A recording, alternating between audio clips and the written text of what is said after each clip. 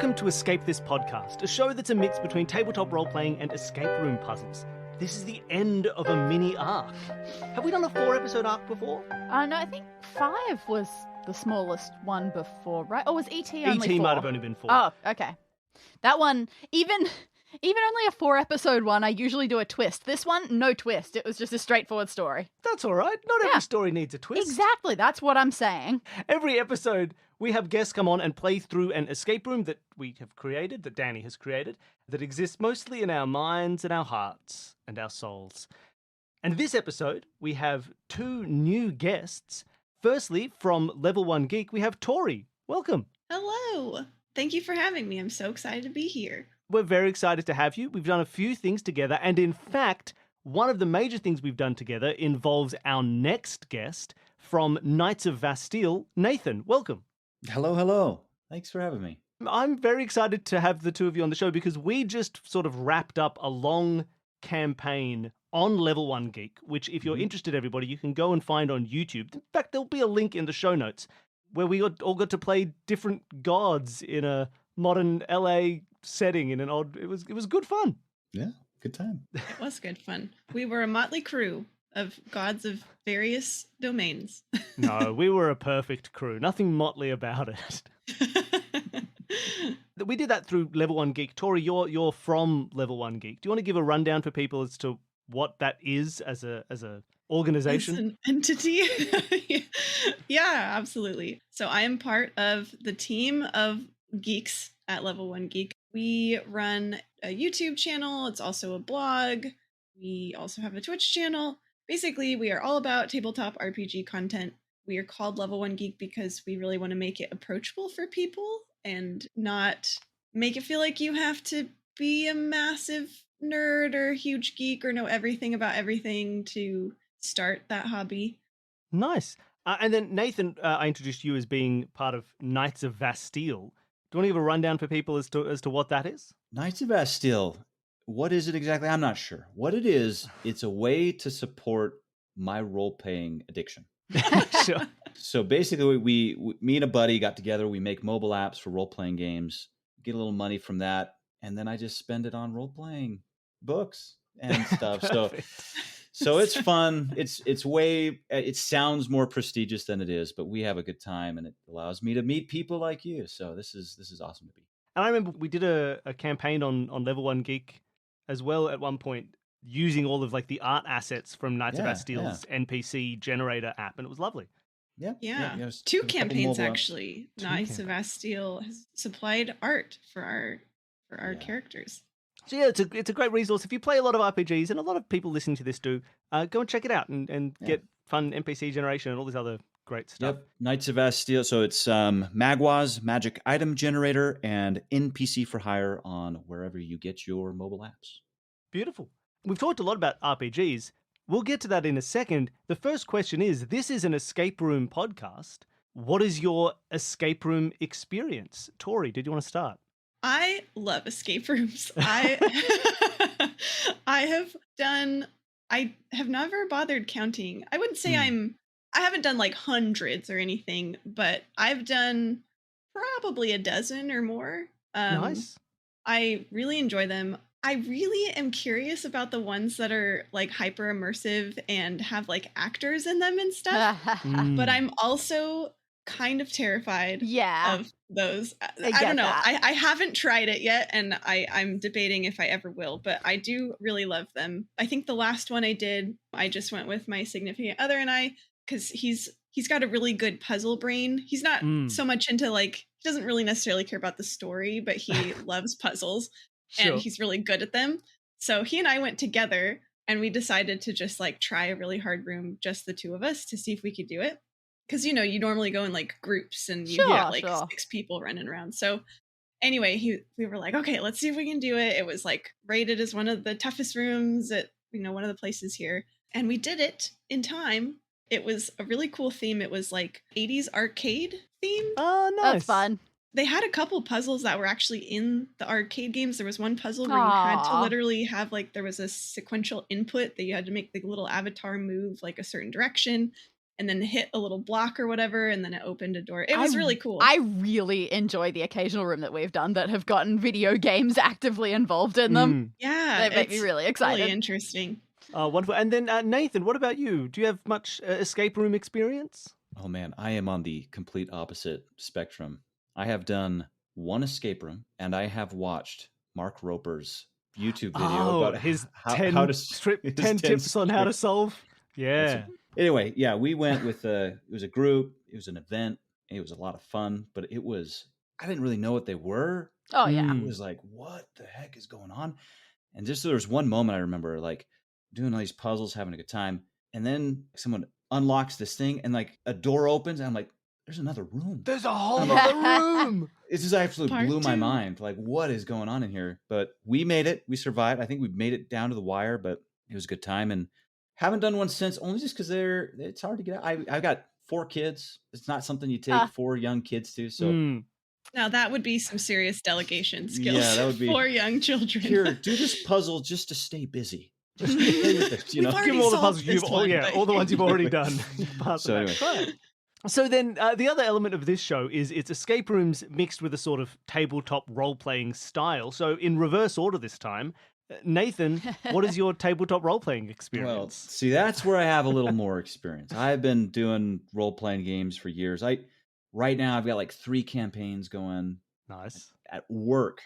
I've got lunch campaigns going at work. Oh, and nice. I'm all in for the role-playing. I love that quite a bit. And yeah, like I said, it's a little bit of addiction here that I've got to fix somehow, but I'll keep doing it. So Do you? Is that a problem? by fix, I just mean it has to fit into my life well enough that other things get done. That's all. Oh, fair enough. And then Tori, what is your tabletop role-playing experience? Extensive.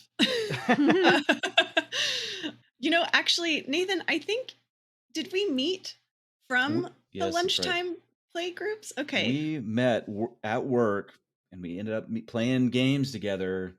Yeah, Hmm. yeah. Made me very nostalgic hearing you talk about that. I've played a great deal of tabletop RPG. I think I played for the very first time in 2015, I want to say. My friend wore me down over months. He was like, I promise you'll love, like, you got to play these. He wanted me to play Pathfinder First Edition, which in hindsight, I don't know how I got into this hobby starting with Pathfinder First Edition. If anyone out there listening has played that game, It's a crunchy start.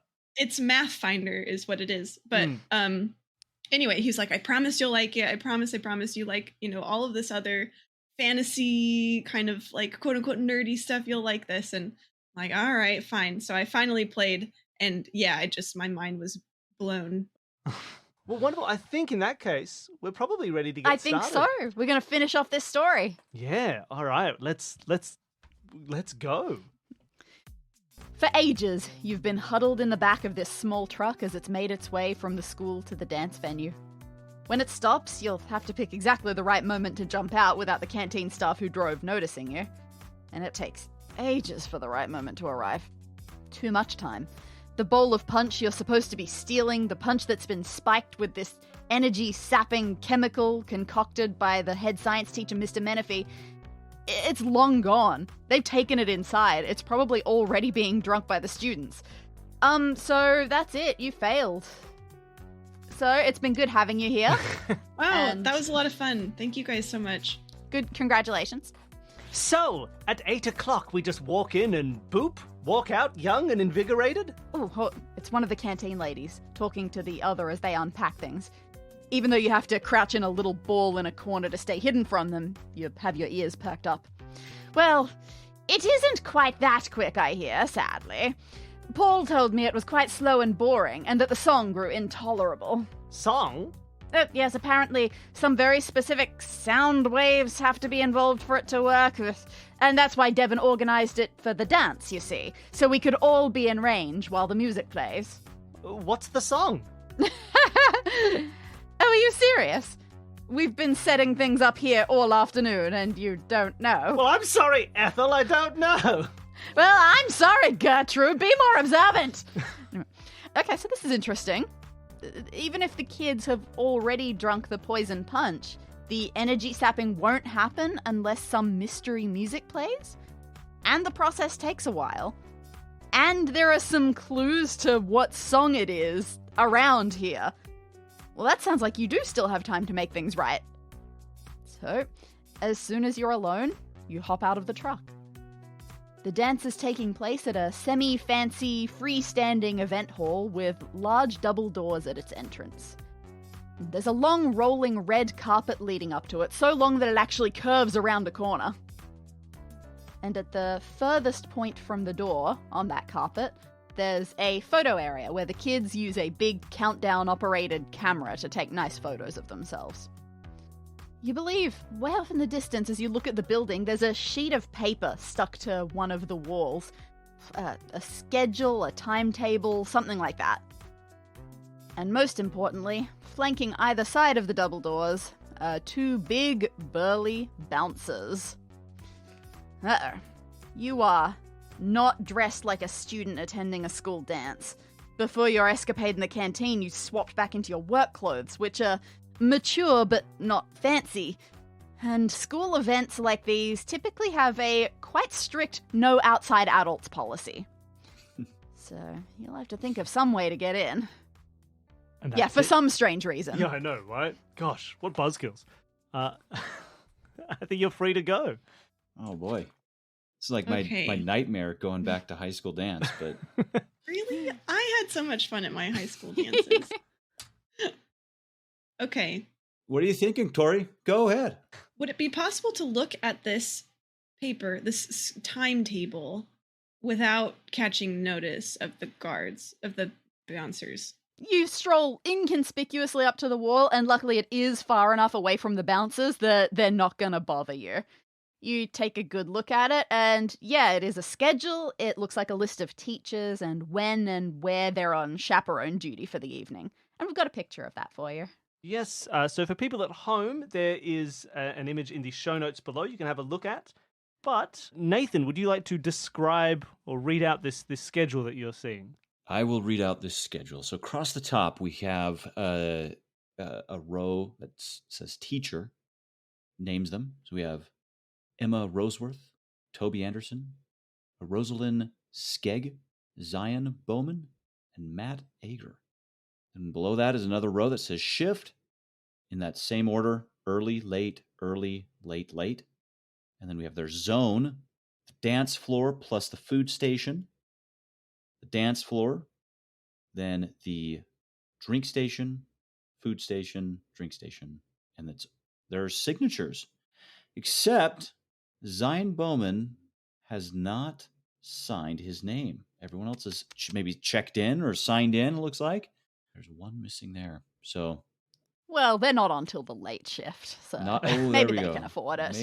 Maybe they've been drinking the punch too, and the other punch bowl. Ooh. I don't know. We'll find out. So this is nice, Tori. I don't know if this helps us a whole lot move forward. This is nice. I noticed. I don't know if the science teacher is going to be here or not, but I do notice that Mr. Menifee is not on this schedule. That's true. But yeah, it's entirely possible that other staff could show up just for fun, but without being on duty for the night. Just for the age sucking fun. Exactly. Part. Mm-hmm. Yeah, that makes sense. All right, Nathan, what should we look at next? I want to go to the camera place. Again, I'm thinking disguises. Yeah, you know, let's get our picture taken. Yeah, high school they have you put on the costume stuff. Maybe we could. Yeah. Oh yeah. Can we get wait, is this like a professional photographer or is this like fun photo booth station? Oh, it's much more like a fun photo booth. It's set up right at the beginning of the red carpet. It's well away from the building entrance. It's a fairly simple setup. There's a plain backdrop for you to stand in front of, a button on top of the camera to start the 3-second countdown. It's got a mini printer attached, which immediately would deploy a roll of tiny Polaroid-style photos. Weirdly, no costume box. That seems a bit outrageous. I know. Are the kids expected to bring their own? What is this? That does seem like a huge oversight. I was really hoping to pose with the mustache on, a stick. Right. Yep, like perfect. That. Is it all printable? So there's no digital copies saved on the camera or anything like that? You inspect it a little bit closer, and no, it seems like that's the only way that it comes out. On this close inspection, though, you do see there is one photo sort of poking out of the printer a little bit. Like, the last user hurried off before the camera finished processing. Oh. Pull that out. I will take that out. Huh. It's a picture of one of the canteen ladies. They must have taken a break to have a bit of fun. She's pulling a face and a silly pose, and she's got a fake moustache. She must have known to bring her own. What is this? One other thing that you notice is that you see there's a piece of paper sticking out of her chest pocket. And you have to squint to read it. It looks like a to-do list, but since you can only see the very top, you can only read one item on the list. Order drinks. All right. Drinks. Right. Order drinks. Mustached. Plain background. Oh, yeah, is there anything behind the background? Or Nothing of interest. Okay, so we have the camera, well, background. maybe let's take a picture. Just, I don't know. Why not? Yeah, just in You case. never know. Yeah, just in case there's something weird with this. Absolutely. You press the button on the camera, you strike a pose, then another and another. It takes a dozen little shots in a row, so you my gosh. some serious, some goofy. Most of them your eyes are open, which is a good start. And then after you're done, the little printer whirs to life and it prints them off for you. All tiny little squares of pictures. A dozen? That is a serious photo booth. I would run out of ideas, I think. The last 5 would just be me staring at the camera point blank. Yeah, you figure, oh, why not renew the old passport? Yeah, while we're at it. All right. And then these photos, I assume, look the same as far as like print quality, paper, all that stuff. All right. Exactly. Tuck that away. That was fun. We're next, Tori. Other than like talking to the bouncers. Yeah, so that leaves us with the double doors and the bouncers, right? Unless I forgot to write something down in the physical space. Unless it's acceptable to make a suit out of the red rug. Is that a thing in these games? Do we have scissors on us? If you had the resources available to you, it would absolutely be acceptable. Okay. You take a look at the rug and you go, I don't see this happening. Yeah, in the time frame that we have, I think our spy brain would assess that possibility and decide that it's probably going to take too long. That's true. It's the equivalent of being in a physical escape room, seeing the metal safe on the wall and going, maybe I could melt that down into a key shape and get out. Yeah. It is Okay. possible. I wouldn't call it impossible, but ...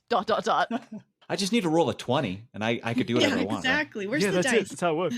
Right? All right. I think then to the You bouncers. just want to go talk to them? Do we want to hang on?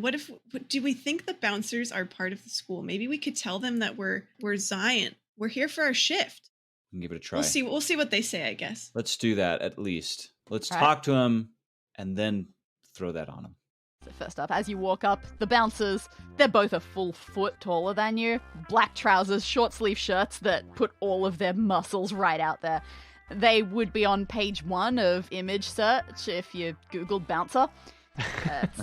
The school doesn't mess around with security, except for letting in poison drinks. That they kind of Oh, yeah, drop the that's ball. fine. So you approach them? What is your plan for what would you like to say? They look at you expectantly. You got to lead with confidence in these situations, right, Yeah. Nathan? It's like the security vest and clipboard effect. Mhm. Yeah. You know, if you just act like you're supposed to be there, then they'll buy it. So Yeah, we say, where do we sign in? I'm for our shift. for the food station. For the food, the food station shift. I'm here for the late shift on the food station. Oh, the left one says, your name? And they both immediately produce clipboards from pockets you didn't realize they had. I think we gotta go with Zion Bowman, right? Yeah. That's the only person not signed in. You could call me Mr. Bowman. All right, and your staff ID? And We both made the same face, Nathan and I. Oh. yep, left it in the car. You mumble something and take a step back. You did don't not know. plan for that. Yeah, we didn't plan for that. We'll come back with our staff ID. Mm. But we have the resources to make a staff ID. Nathan just wants to make everything. What do we have? Well, no, look, we have a camera, so we just need a nice professional image. Oh, okay. What else goes on the ID? We need like a plastic card, right? Oh, is there an ID anywhere on the canteen lady in the photo? Like, is she wearing her ID anywhere? Not that you can see, but you can only see like this small upper frame, so that doesn't necessarily mean much. And Okay. do these guys have IDs on them, or they? Not that you can see. Okay. Well, I guess we could just give it a try. We have photos. We have signatures. We could maybe. Did people sign their IDs? I guess people sign their driver's license. Yeah, We don't it's have- probably just roughly plastic card, photo, signature, maybe some other little writing that no one really pays attention to. yeah, we don't exactly have Mr. Bowman's, but none of these signatures. I'm going back. Yeah, to exactly. describing They're them. all You can't squiggly. Yeah. read any of them. Yeah. We're gonna go get that sheet of paper. Can you imagine the confidence you would need to have to see someone's signature on like a credit card and be like, I don't think that says your name. I know, right? Yeah. Yeah, we'll get that paper. Or maybe we could fold it or something and put a picture on there. Yeah, or just, here's you my know, papers. tear it off a little bit. You give it a go, you experiment with it, you take it off the wall, you fold it around, you make sure that one of the signatures is visible, you take one of your photos and try to press it against it, it just falls off immediately. Because it doesn't look very convincing, it looks like paper. What? It was a You good know- idea. Do you know how good I It was am a at? foolproof at- plan. I know, like You gotta just couldn't figure out a way to make it shiny, okay? All right. I think it's time to abandon that idea, Nathan. What else can we look around at? Where the paper was posted? Mhm. Like, what is it posted on? Like, was it just that one paper, or is there other? Yeah, it things was just there? that taped to the wall, pretty Tape much. to the wall. We have tape. Yeah. Hey, Added again- to inventory. Yeah, added to inventory. Poor Mr. Bowman will never get to sign in. You've stolen the schedule, you've stolen No. the tape. That's okay, he's probably evil. Man, a I teacher. mean, what else can we do here? You are right that it's just a little matter of looking at the last right things. Okay, I'm going back to my map here. We had the camera, the background. Wasn't there another feature to the camera area that you described, or am I mistaken? Just the red carpet, which I don't know. I guess can we look at the red carpet? You can take a better look at the red carpet. Like just looking at one little section of it didn't really give you anything, but if you do a whole walk along the red carpet and you observe it, I'm going Sherlock Holmes mode. I pull out my magnifying glass and walking along exactly. the carpet. So it stretches quite far from the doors to the camera. In fact, we said at the start that it curved around. Turns out that's not actually what's happening here when you find that area. It was actually just like one carpet and then a second carpet that's been overlaid to make it go around the corner. Ooh, excellent. We're gonna go snoop around this. I mean, again, like, did someone drop one of their things, or? Yeah, where does the carpet end? Yeah, so you go to the part where the two carpets, like one carpet overlays another and they both Yeah. end there. It is a bit shabbily done, and you see something white sticking out from under one of the corners. It wasn't fully Excellent. covered up there. And you lift it up and ew, there's gum. Oh, Come on. but hold on. Who's bringing gum on the red It's- carpet? Oh no, it was underneath. It was probably on the Oh. footpath from before. Okay. All right. But just behind that gum, there is a card. At first, you think it's a driver's license. It looks just like one, but, well, actually, no. On closer inspection, it's just an old gift card. It's probably long since used up, but it is a plastic card. Yes. Bingo. We've got tape or gum if we want to use the gum. We've got a signature. We've got photo. We've got plastic card.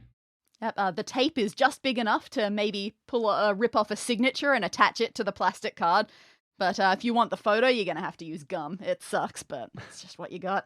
Hey, in this line of work, you got to do what you got to do. All right. Tori's hand touches the gum. My hand holds the card. We're the same person. Are you the left hand? Am I the right hand? Is that how this is working? Yeah, that's what it's gonna be. Yeah, Okay, you okay. always knew that in a back-to-school job that things were going to get disgusting. Yeah. But you put that together and look, you wouldn't want to hand it over to someone to do a close inspection of, but for a quick flash, it's a lot more convincing than folding up Yeah. the piece of paper was. Oh yeah, and then we could go up to the bouncers and be like, I knew I had it. I dropped it over by the carpet. That's why I was like that, tracing my steps. I found it. All right, that's your plan? Yeah. Yeah. Great, you head back up. You give him a bit of a, obviously, stare, flash your ID and say, see? And the bouncers lift their clipboards. One of them says, yeah, Zion Bowman, they are on here. And the other one says, look, sorry for giving you trouble. We respect teachers completely. We're just doing our job here. But they stand aside and let you in. You can get into the dance hall. So you head in and you take in the new surroundings in here. There's enough going on. There are coloured lights beaming across the whole room, illuminating a dance floor covered in students. And the walls are also covered, but in heavy curtains, not students. Standing in the doorway, to your left, that whole left side of the room has a long drinks table. And the right side of the room has a similar table, but food snacks instead. And up the far end, opposite your doorway, there is a DJ set up in a small booth. You don't see any actual teachers. They must be behind the scenes somewhere, plotting. Are all the teachers kind of nefarious here in this? Hard to say. The bits and bobs that you've been hearing sound like it was a bigger plan than just one science teacher, though, that's for sure. Okay, drinks, food, DJ.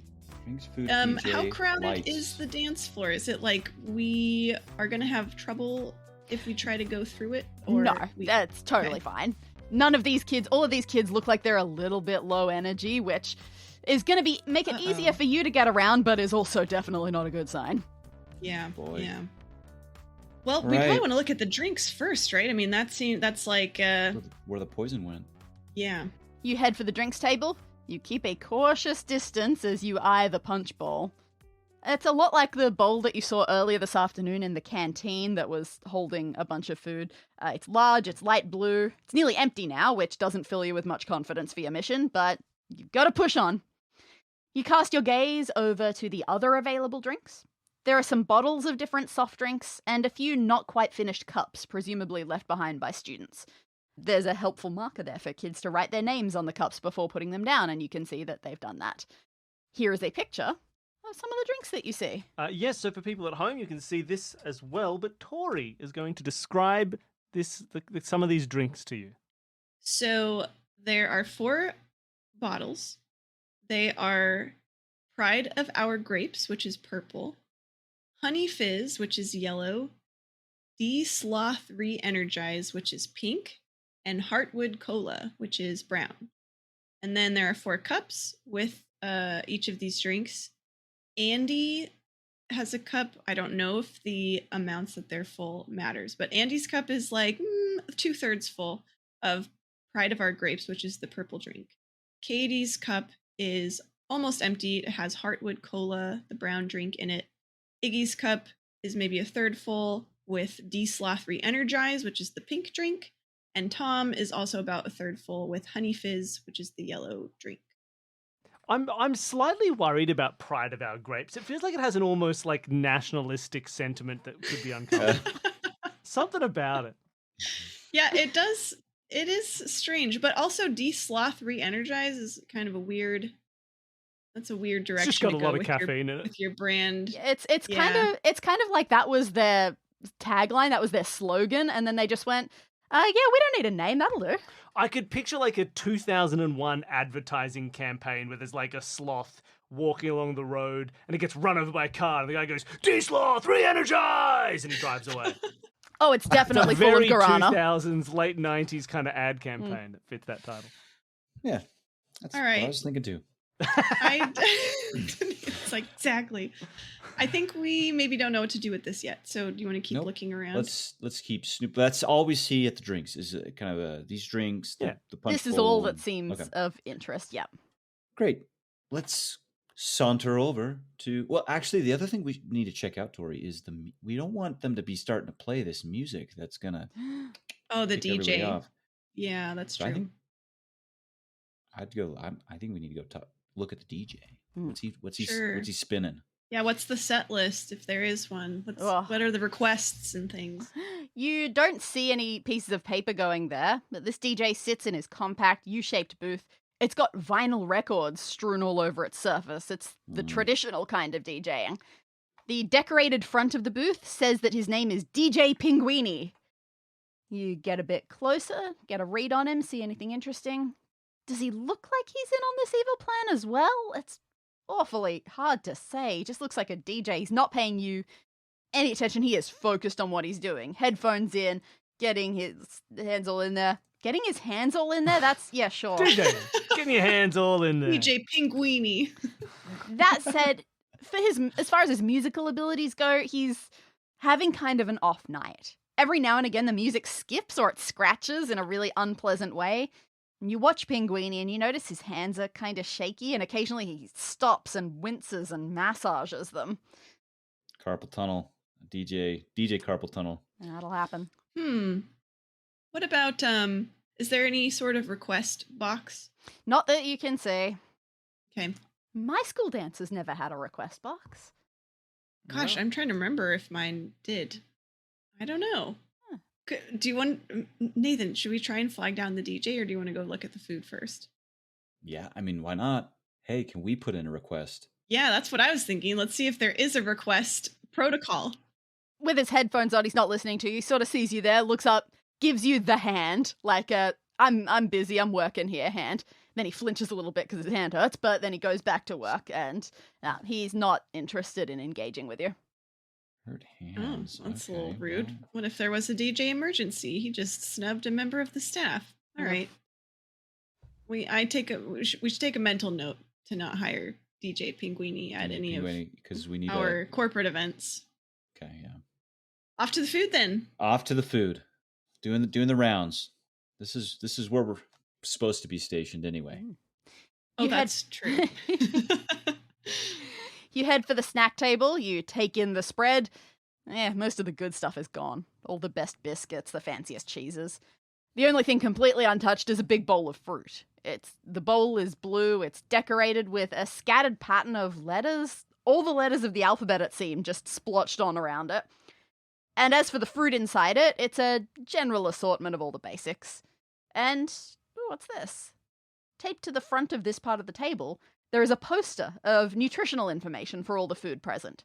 It's got allergens, it's got your nutrient content, and bizarrely, a list of ailments that each food might be good for. Like, you see an orange in the bowl, you look at oranges. Oh, scurvy! For all those scurvy sufferers out there. Handy. We'll take one. Make sure we eat an orange. That's fair. Gotta fend off the scurvy. Scurvy, yeah. Oh, a bit gets stuck in your teeth. Now that's going to distract you for the rest of the room. No. Oh my Shoot. gosh. That is Bad a decision. visceral nightmare for me. Any other ailments? Anything regarding pain relief? Oh, plenty of them. How specific do you want to get? About It's a carpal lot. tunnel. Apple carpal tunnel. Exactly. All right, you don't see the words carpal tunnel exactly, but when you're looking for similar things, there is one for right below scurvy. There's shaking, and you take a look, and that one says bananas are good for shakes. And then you look around a bit more, and muscle cramps, maybe that's something. Oh, well, that's bananas as well. That was easy. Excellent. Now, how do we get the DJ to listen to us eat a banana? Well, he didn't want to engage you in conversation. He'll eat a But- banana. Oh, but if we wave a banana at him, that might be something. Yeah. Nathan, hello. I mean, Have to be this fair, banana. how would you react differently if a person comes up to you and just tries to talk to you versus if they come up to you waving a piece of fruit in your face? I think your reaction would be different. It would be different. I'm not sure how. Different. In what ways it would be different, though. There's no doubt about that. Yeah. Let's take a banana. Order the DJ now. All right, banana. Anyway, off to this banana. So you grab a banana. There are plenty of them. You approach DJ Pinguini, and still deeply absorbed in his craft. But you do what you gotta do. You wave the banana. He doesn't notice, so you bring it in a little closer, until it's basically touching his nose, and that's when he notices. And he sees it, he processes it, and then he takes off his headphones and go, "Oh my God, how did you know? I have been craving one of these all..." You know what? Thank you. And he does a few quick things. He puts the headphones down. He sets up some record so that it's just playing without any of his fancy skips or anything. And then he goes off into a quiet corner for a snack break, which gives you an opportunity to check out some of the Snoop more around. unseen areas of his booth. So again, most of the surfaces are just stacks of records. You can't make heads or tails if any of them are important. You don't know what his system is. But there is one little side bench that he's got that's a bit more sparse than the others. And we'll see an image of that. Yes, for people at home, you can see this image that Nathan will describe to you. We have 3 records on this sparse table. First record is titled Funky Town. The second is Single Ladies. The last is Stacy's Mom. Man, yeah. Wow. 3 bangers. Am I right? What good songs. This is why there's no request list. You don't need him, Pinguini's got this. Everyone, Yeah, he knows clearly. exactly what everybody was wanting. Excuse me, can I request, let me guess, Funky Town, already ready? I actually think Stacy's Mom is the wilder request to make it a school dance. It's like not that danceable. It's kind of a weird song. Yeah. And Am it's I the- old. Am I the only one? I know that it's become a thing for kids to do nowadays, to be back into vinyl. But getting Single Ladies on vinyl. Mmm. We actually pocket that one and just we're gonna keep that one. Okay. What about the actual playing system, the record player, I guess? You are not an expert in DJ booths. Let's say you have exactly as much knowledge as I do about them, which means it looks complicated and you're afraid to touch things. Let's assume that one of these 3 is the song, right? It's got to be. Probably. That's why they would be set aside. They'd be set aside, ready, or it's like a mix of the songs. I don't know. Do they have any markings or notations on their cases or anything on the front or back? Everything about them is in the image. So Okay. Oh, hey, hang on. I just noticed that they have different number. They're how do I say this? There Groove are lines? different numbers of concentric circles on them. Yeah, groove nice lines. catch, Tori. Yes, there are different. The records are not all made equal. I don't know why that matters yet, but that is a thing about Well, them. Yeah. Okay. So Funky Town is like the fewest 1, lines. 2, 3, 4. We got 4. 1, 2, 3, 4, 5, 6 on Single Ladies. And Stacy's Mom is 5. 5. Great catch. Another clue in the pocket. Maybe they have to go in order, do you think? Like 4, 5, 6. All right. We'll come back to this, I think. Yeah? Nathan? that's fair. Let's There's come still back. A couple of things to look at. Yep. The kids. The kids. Yeah, we got to look at the kids. You don't spend too long looking at the kids, but there are lots of kids tromping over the dance floor. Nothing catches your eye about them as unusual. They go over, they have some drinks, they drink some of the punch. No. They head over to the food, they come back to the middle to dance. None of these students seems like they're particularly worth noting. It just seems like they are here Wow. because it would be weird for a Yeah. school dance to not have a lot of kids at it. Okay. What kids are worth noting these days anyway? I was going to say that's like a really harsh judgment call from our inner monologue. Just like none of these kids are worth noticing. There's No a bunch noteworthy of children. nobodies. Yeah. Okay. What about the curtains along the wall? So when these curtains are unfurled, they're a rich maroon colour, stretches broadly across a section of the wall, with a gold tassel loosely hanging across the middle like a belt. Not all of them are unfurled though, which is interesting. In fact, more than half of them have these gold belts like tight around the middle, making them all squished up. The left and right walls have 3 curtains each.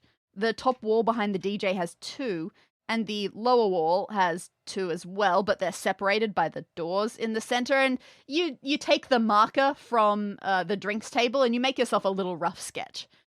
Huh. We've got a very rough sketch of these curtains. Yes, so again, this is available for people in the show notes.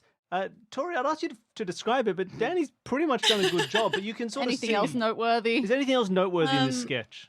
Well, I guess just which ones are crumpled and which ones aren't. So on either side of the double door, those curtains are tied up, furled. I guess that's the opposite of Yeah, unfurled. furled.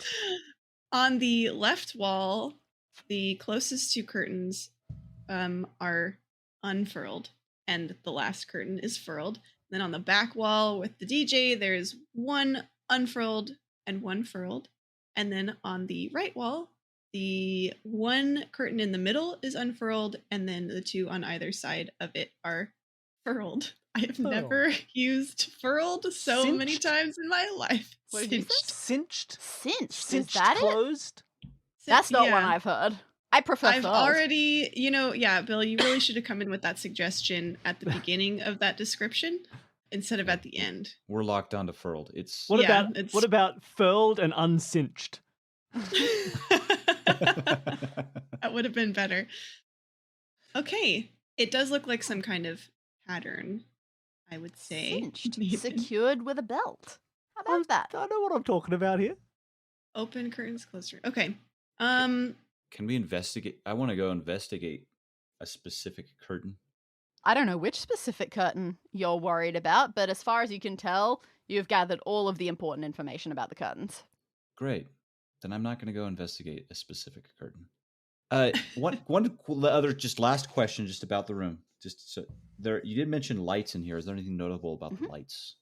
There are multicolored lights flashing and beaming from ceiling to floor. They're casting all sorts of shapes on the people and objects in their path. You'd think there are 5 or 6 different colors, but they're going very fast. It's hard to keep track. Okay. And there doesn't seem to be a sequence that you can identify. They just seem to be swapping colors randomly. It looks fun. Exactly. great That's all they're fun. going for. Making me want to dance right now, but I've got a job to do. Okay. Tori, what do we do next? Good question. Got the drinks we haven't done anything with yet. No. And the curtains and the records.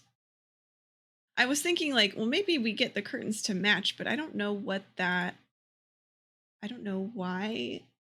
This is not a Zelda game. So Yeah, I don't yeah. know what that there wouldn't be like a do-do-do-do-do-do and a secret door unlocks within the Yeah, yeah. dance hall. Like what's our objective? Our objective is to find the song. And I guess the question is, because we heard the lady outside talking. Can you tell me? Can you remind her the conversation we overheard with her? Like she's said something about one asked She was the other like making what's fun of the other that she didn't know the song. Yeah. What song it was. What's the song? Are you serious? We've been setting things up here all afternoon and you don't know. So there's maybe something about the setup will give us the clue to the room. Maybe something about the drinks. Yeah, we haven't really looked at the drinks much. We looked at them and then moved on. Moved on. Somewhere earlier you caught a mention of drinks. The lady, the canteen lady, had to order drinks. Yeah, the to-do list, it just said order drinks. Oh, she said order. The order of the drinks. Oh, okay. So, is this how they're set up on the table? The 4 bottles here? It's a bit scattered. Kids can pick them up and move them at any point. Okay. Okay. So We're onto we've got something here. names. There's alphabetical order. That's always something. That's always an order. Yep. There's also maybe the order, how full they are. But I don't know. Iggy and Tom look pretty close, so maybe that's nothing. That's tough. Yeah. You also did And- note how odd the names of these drinks were. Yes. This isn't your standard Coca-Cola. Ordered alphabetically. D-Sloth Re-Energized would be our first. Then Heartwood Cola. Then Honey Fizz. Then Pride of Our Grapes. Not sure what to do with the names on the cups, though, too. That would go Andy, Katie. I mean, we haven't really talked. I mean, there's the color of the drinks, too. I don't know if that's significant. They are purple, yellow, pink, and brown. They are different colors. It is hard to order by color, though. Roy G. Biv, man. You could Roy G. Biv. If there was a Roy and a G and a Biv, you could definitely order them that way. A G and a Biv. Yeah, unless you're getting some inspiration here, Tori. I'm thinking like first letters or something, because again, the names are weird. So like, do the first letters have like something? It could be first letter. It could be another thing. I'm thinking like there's 2 row. Every one is broken to a new row. Like maybe there's like just the top row. Pride of honey, D sloth, heartwood.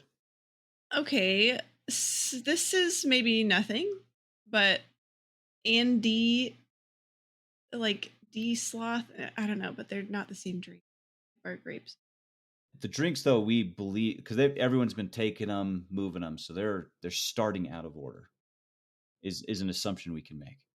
And these drinks, do we imagine that these are just random drinks that kids have put here? Because you mentioned like people are just marking them and putting their names like. Yeah, these ones seem specifically placed.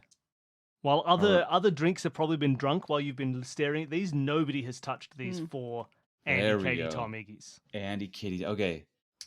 So if we like again going back to alphabetical, do the names alphabetically.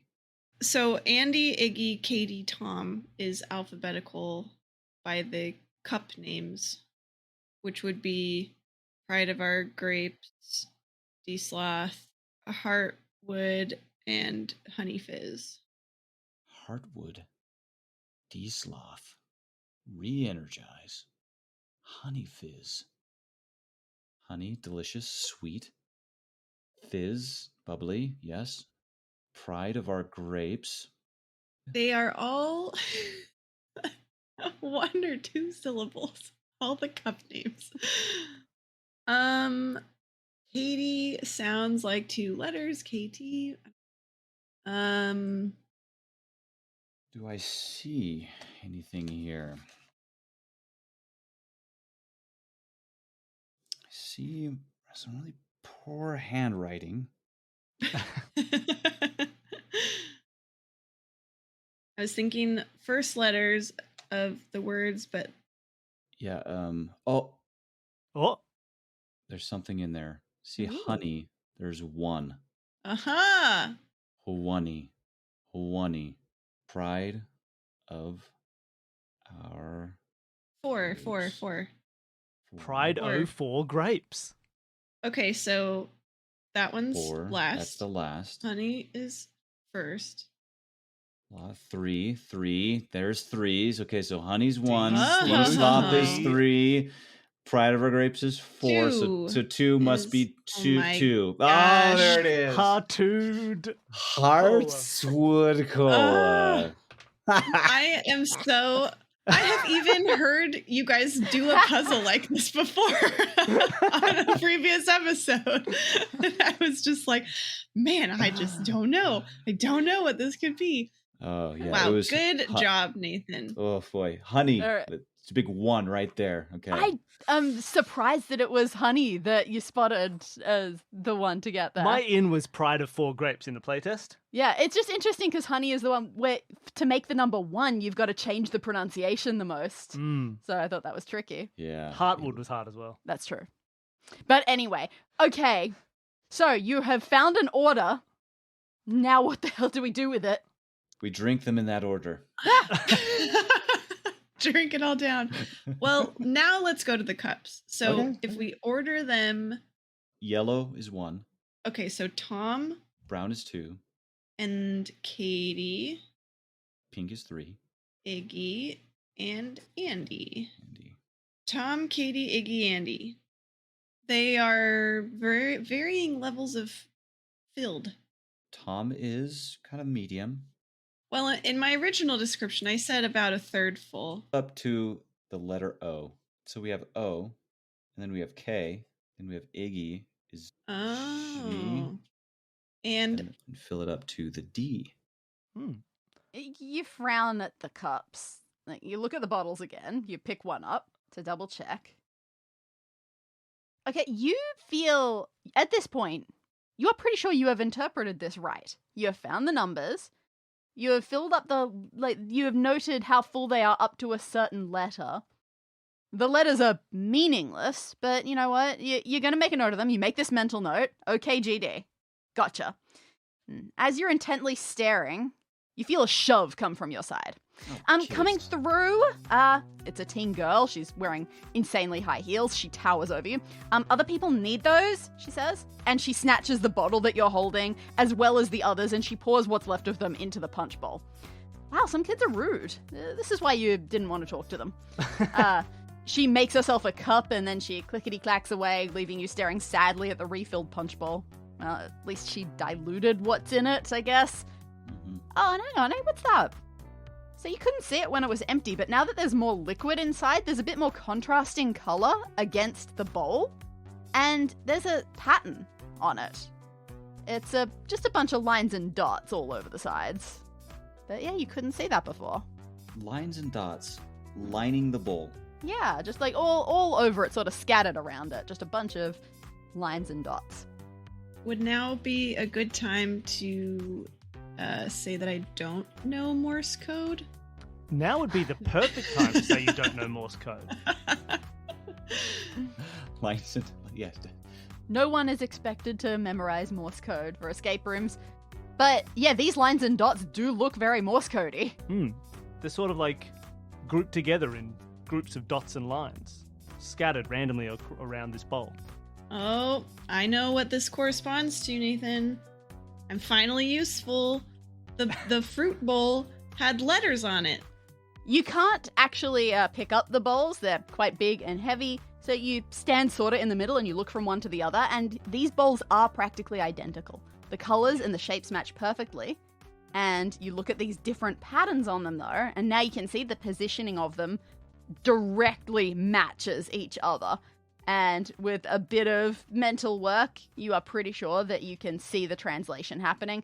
And with that, you get a free Morse code chart. Yeah, so this will be supplied for people at home as well, but you don't need to describe it. It is literally a Morse code chart. You now know what every letter is in Morse code.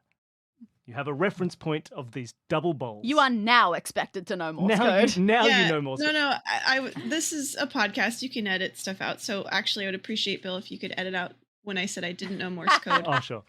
And now you can leave it in and I'll say, oh, I don't even need this table. I actually know Morse code myself. I also love the mental image. We kind of glossed over it, Danny, but I love the mental image of our secret agent just standing in the middle of the dance floor, looking back and forth. Right. Yes. I've got this. Get out of the way, kid. But now you know Morse code. So we know Morse code. I will also say there is one thing so far that you haven't looked at in this room. You've broken the cardinal rule of Escape This Podcast. Oh, not looking at the door. The door. We are going to go look at the door. You head back to the entrance to the room and you take a look at the doors. They're wide open. It's nothing interesting about the outsides of them. So you look at the backs, the inside parts of the doors. Plain, undecorated, totally uninteresting. But there is something affixed to the wall right next to one of the door's hinges. It's a box containing a set of 6 buttons and a single dial, and it's labeled All Moods Lighting. Oh, yeah. Let's play with the lighting, huh? These buttons have any kind of label, or are they just... They are just on-off, basically. I switched the top one off. Or on, or whatever it is. They all seem to be on right now, and so the 5 at the top, 5 little ones, you turn off one of them. You don't really seem to notice a difference. You play around a little bit more, and you notice that when you press the big one, the random flashing of the light stops, and it's just all of the colors are just straight down at the floor now. And with some of your flickering around, you get to work, you experiment a little bit more, see what happens, and you start to get a bit more of a clear idea of what these lights are. First of all, there are 5 colors, white, blue, red, yellow, purple, and each one beams a different shape on the floor. It's not just the circle of light that you would have normally expected. In fact, the shapes that they're making look an awful lot like letters, Letters. All right. And next you take a look, you mess around with this dial at the bottom, and that has 3 settings, and what it does is it makes the lights point in different directions in the room. You can point left, right, or straight down the center. And that also changes what letters appear on the floor. So you do your best to keep track of all of them, and once again, you make a little table to try to remember it. So again, for people at home, you can see this image. I might describe it while Tori and Nathan try and interpret it in their minds. So each of the different colors of light will have 3 different letters, one for the left, one for the center, and one for the right. The white light goes I, W, or Y, depending on where you when you show it. The blue light has either O, S, or O, depending on where it's pointed. Red, MAE. Yellow, DAL. Purple is always an F. F's in all directions is purple. Mm-hmm. FFF. And I think that's all the images. That might be everything. We got this one in the bag, Tori. Yeah, so we've got some Morse code, the letters from the cups, and now we've got letters, the lights. We haven't done anything with the curtains yet. So, you know what? These curtains kind of look like Morse code. No, they maybe. Yes, they do. Dashes. Like the dashes. The The dashes are the uncinched curtains. Yeah. Dots and dashes. Can we, let's see. Let me run the curtains through the Morse code machine real quick. I'll write it down as I Yes. keep thinking. What were you going to say? Well, I was just saying each wall could be a letter, and we want to shine. Right. Yeah. Yeah. I will open the Morse code. You give me the... Okay, I've already got the front wall. The wall with the doors is I. Okay. Then the left one is dash dash dot. Dash dash dot would be a G. Okay. Back wall is dash dot. N. And the right wall is dot dash dot. Dot dash dot is R. IGNR. Okay, so I'm guessing those are the letters we have to shine on the respective walls. We need an I on the center. Oh, wait. Yeah, you can't sort of hit the top and the bottom with the lights. They're very left, center, or right. Also, where have you put the I? Which wall is that? The one with the doors. Oh, but the doors might count for something, Nathan. I'm just realizing. Well, the doors are definitely separating those curtains in a different way than the other walls. Oh, so maybe maybe they're just dots. Is there such a thing as just one So- E? oh. 2 E's? EEGNR. It does. If you will want to rearrange those, it's green. Yeah, green. That's true. Green is a word. it's a word. It's a color too. But here's the thing: on the lights, we don't have a green. That is also true. We can mix colors. But we can mix colors. Last time I checked, yellow and blue is the color combo. Annoyingly, when you try to turn on just the blue and yellow, they don't intermingle. They just don't quite reach the right areas to intermingle with each other, so it doesn't form green. They are definitely separated from each other. Rat. So it might just be worth taking a note of green, but not necessarily knowing where to use it yet. Okay, so we Interesting. have green from the curtains. We have the cup letters. Yeah, we haven't done the cup letters yet. And we've got these lights that we want to deal with. And don't forget the DJ as well. Yeah, you had those 3 records. The DJ has the 3 records. So we have... I just want to make sure we're holding all of our clues, right? Okay. I kind of want to go back... Well, let's just look at the records real quick. Yeah. Got the numbers on these. That's right. Yeah, so to recap, I believe you had the numbers of concentric circles you counted. Correct. Yes. Numbers on the Funky circles. Town had 4, 4. Single Ladies had 6, Stacy's mum had 5. There were 5 light buttons. Stacey's mom has 5 circles. What else about this? So it's 3 numbers. Where can we put 3 numbers? Like they're just... Or maybe it's just... again, we... Something about the 3, like I don't know if that matches with any other It also clues we have. lines up with, we have 3 records and we have to put 3 letters. on the walls. What if we counted? What about the fourth letter of Funky Town or something, or like? Okay, you'd get a K. And then the sixth of single ladies, one, Single is an E. and the fifth of Stacy's mom, 1, 2. Why? Key.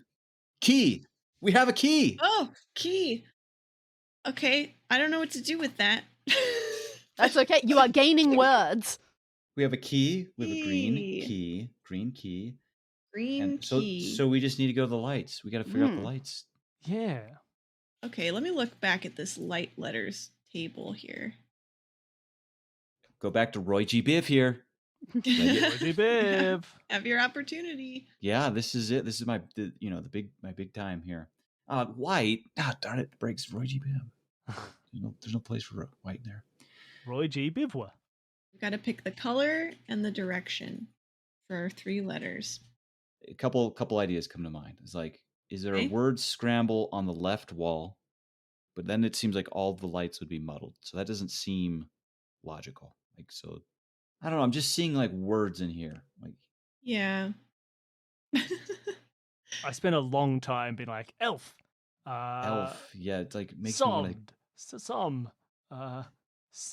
Is Saf a word? Trying to think of what like other pieces, like what do we have that could give us any clue about like the color, like what colors we should be using, or like what direction. These don't correspond. No, these don't correspond to the drink colors. Oh, wait. Oh? Hang on. The signatures. Is that way too far back? purple, red, blue, yellow. Yeah, but look, they signed in different colors. And yes, and we have the different stations. So if we put the yellow on the drink station, what letter does that give us? Yellow on the left for the drink station. Yellow is D. Okay, and then we have blue on the drink station. Wait, blue can't be on the drink station. That's also on the left. But we can still shine it there. It should give us a letter. Oh, I see. Okay, that's O. Oh, and then we have red on the dance floor, so center. A? And then we have purple. If that's what you call purple, that looks like a pink to me. But I won't cut hairs. That's just your computer resolution. Yeah, we're using definitely different purple. software. Okay, great. It is on the dance floor and the food station. Oh, well, purple's always F. F.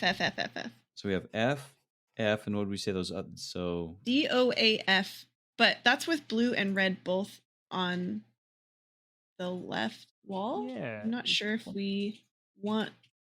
Oh yeah, there's one for the early shift, one for the late shift. So I'm guessing this is the late shift. Yellow is the late shift. So yellow on the left wall is D. What color? We're missing white. Well, there is a blank one. That's white. White is on white on white. White on white. Station. Food station is on the right. So blue, right? White. No, white. What am I talking about? White is on the right is Y. But if I've written this down right, we have 6 letters now. DOAFFY. Early, late. So there's 3 late shifts. Then they correspond to the directions. So wait a minute. Okay. Sorry, talk me through how those relate. Okay, so there's 3 late shifts. We only need 3 of these color letters. We've generated 6 possible letters, but we only need 3 of them. So I think we should use the late shift because there's 3 late shifts and we need to shine these lights in 3 different directions for 3 different letters. I see. Okay. And they correspond to the different stations. So red. Toby is on the late shift. That's red. That's center red. And then Zion Bowman signing in with a white marker was to the right. He is at the food station to the right, yes. Yes, which was Y. And then Matt Agers was in the late, yellow left. Day. That's a word. That is a word. I mean, you may as well check the early shift. Oh, there's another word there. There's F, and then we have blue Off. on. Day off? Off day? We feel good that we've found clues. Off day, key, green, and Oh, yeah. okay, Yeah. okay. That's the other last one. Yeah, OKGD. That is the one confusing one. Everything else that you have found seems to be words. So what is OKGD? Oh, it's the first letter of all those things. We have O for off, K for key, G for D. Oh. It's the order. Off, key, green day. Off key, green day. Off-key Green Day? That sounds like a horrible knockoff band. The DJ has to play a Green Day song off-key for this sound wave to take effect. It sounds like that could be true. What should you do? Yes, we should go up to the DJ and say, got any Green Day songs? Let's play them off key.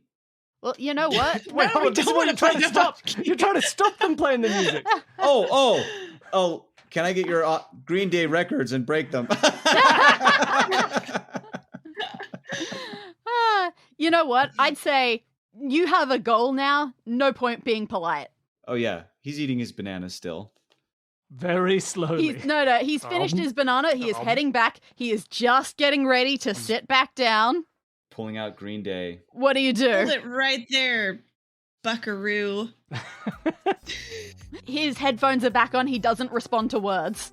I'm just going to take his record and break it over my knee. No, what? You can apologize later. This is your job. You have to stop Yeah. evil science from taking place. You give Pinguini a bit of a shoulder check, and you scatter the records looking for Green Day as quickly as you can.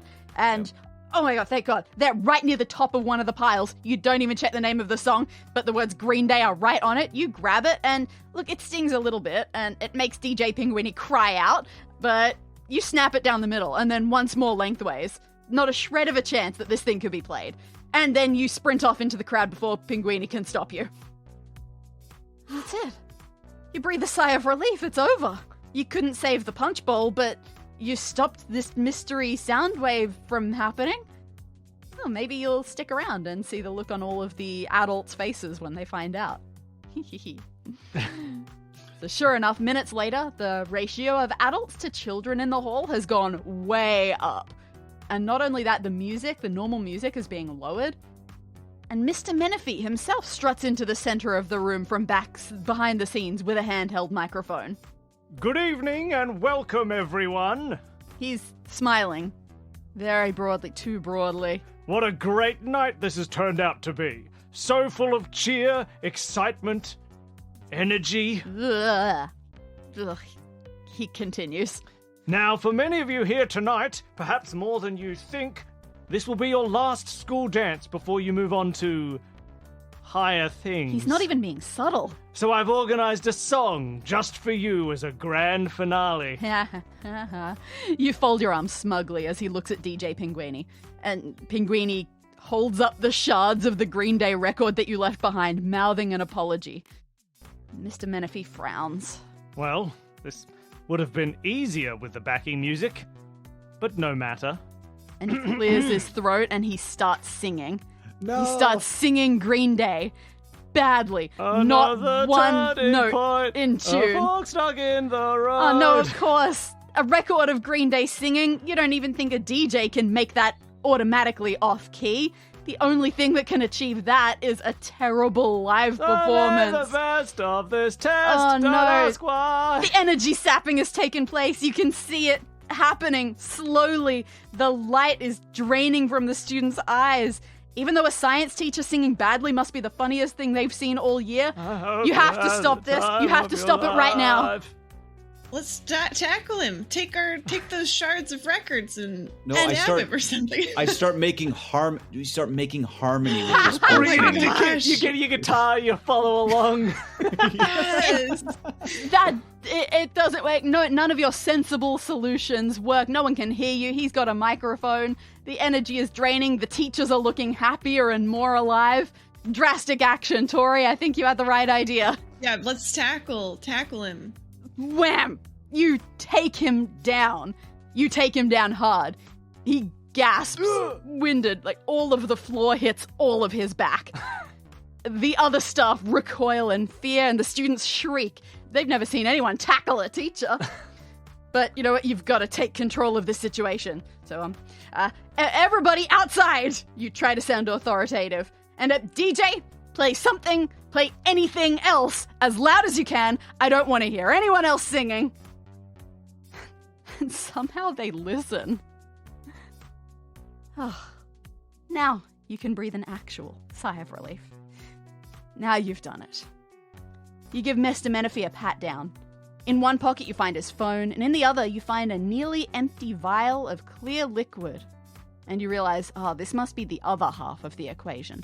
So the punch bowl was the energy sapper for the children, and this must be what the adults had to take, the energy absorber for them. Excellent. You put that in your pocket.